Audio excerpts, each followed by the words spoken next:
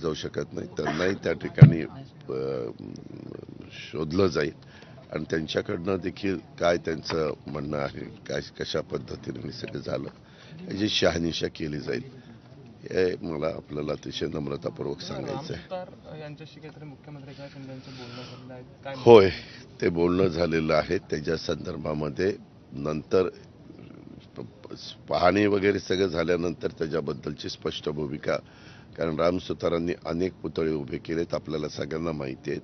त्यांना त्याच्यातलं खूप मोठं ज्ञान आहे आणि आता करताना ते इतकं सगळ्या गोष्टी बारकाईनं बघून केल्या जाणार आहेत. त्याच्यामुळं ते त्यांचाही जसं एखादा स्ट्रक्चरल ऑडिटर आल्यानंतर तो त्याचं ऑडिट करेल किंवा काय स्ट्रक्चर ह्याच्यात कुठल्या चुका होत्या का, राम सुतार आल्यानंतर तेही त्या ठिकाणी बघतील किंवा पुतळ्यामध्ये जे काही गोष्टी वापरायच्या असतात, ब्रांजचा पुतळा असतो, वेगवेगळ्या धातूंचे पुतळे तयार केले जातात. तर त्याच्यामध्ये आता आपल्याला सगळ्यांना माहिती आहे की पाठीमागे काही वर्षापूर्वी सरदार वल्लभभाई पटेलांचा खूप मोठा पुतळा नर्मदा प्रकल्पाच्या ठिकाणी उभा केला. जगातला सगळ्यात उंच पुतळा म्हणून त्याची ओळख आहे आणि त्या पुतळ्याच्या संदर्भामध्ये म्हणजे तिथं तर वर गेल्यानंतर अशी गॅलरी आणि गॅलरीतनं तुम्ही त्यांच्या इथून बघू शकता इकडचं, एवढा ते भव्य आणि दिव्य त्या ठिकाणी केलेलं आहे. त्याच्यामुळं तिथं पण काय अनुभव आहे, तिथं काय काम झालंय असं सगळीकडचाच विचार त्या ठिकाणी केला जाईल आणि पुढची पावलं उचलली जाईल. तुम्ही इथे होता, काय प्रशासनाला सूचना केली?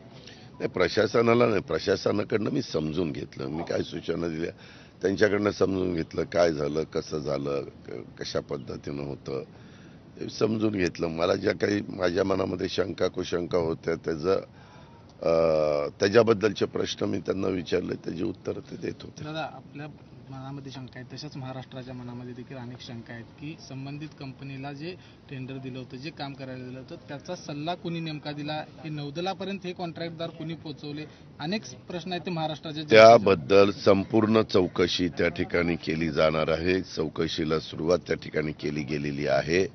कुठलंही कुणालाही पाठीशी घालण्याचं काही कारण नाही, हे मी स्पष्टपणे आपल्याला मार्फत महाराष्ट्राला सांगू इच्छितो. त्यातील एक आरोपी चेतन पाटील यांना कोल्हापूर पोलिसांनी ताब्यात घेतलं. 27 फुटी जो आहे त्याच्याऐवजी 100 फुटी पुतळा उभारू. हो का, ह्या संदर्भामध्ये राज्याच्या प्रमुखांच्या नेतृत्वाखाली चर्चा होईल आणि राज्याचे प्रमुख या नात्याने मुख्यमंत्री सगळ्यांचं म्हणणं जाणून घेऊन जे ठरवतील ते अंतिम होईल. आता या प्रकरणातील दुसरा एक मुख्य आरोपी चेतन पाटील याला कोल्हापुरात पकडलं गेलं असं एक चर्चा आहे.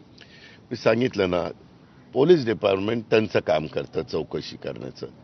आता चौकशीमध्ये ज्यांना ज्यांना त्यांनी बोलवलं पाहिजे, जे कोणी असतील त्यांना बोलवतात, जे कोणी पसार झालेले आहेत त्यांना शोधतायत आणि त्यांना त्या ठिकाणी ताब्यामध्ये घेऊन त्यांच्याकडनं चौकशी करतात.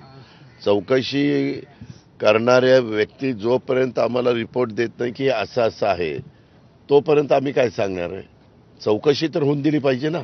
चेतन पाटीलला ताब्यात घेतलंय, त्या संदर्भामध्ये हे संपूर्ण पोलीस यंत्रणा आणि बाकीची लोक काम करतात.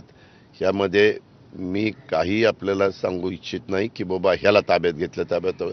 पोलिसांना ज्या ज्या लोकांना ताब्यात घ्यायचं असेल त्या पद्धतीनं पोलीस त्यांचं काम करतील, तो त्यांचा अधिकार आहे, ते चौकशी करतात. आंदोलन तीव्र निषेध व्यक्त करायत, काय शिवप्रेमींना आवाहन करा?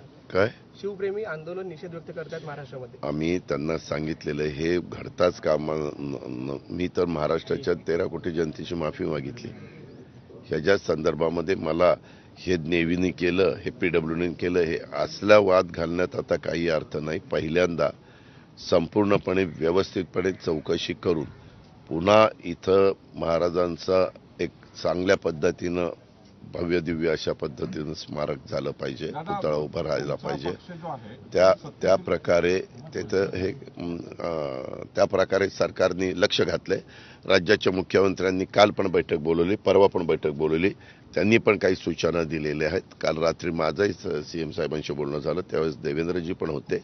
आम्ही सगळ्यांनी एकमेकाशी चर्चा केलेली. ती काही चर्चा बाहेर म्हणजे जनभावना लक्षामध्ये घेऊन पुढचे सगळ्या गोष्टी करायचं ठरलं. दादा जो राडा झाला 2 दिवसापूर्वी, म्हणजे हे पवित्र ठिकाण आहे छत्रपती शिवाजी महाराजांच्या हे किल्ल्यावर. जसं त्याला कळालं पाहिजे. मला ह्या गोष्टी मी तर नेहमी म्हणतो आपल्याही मार्फत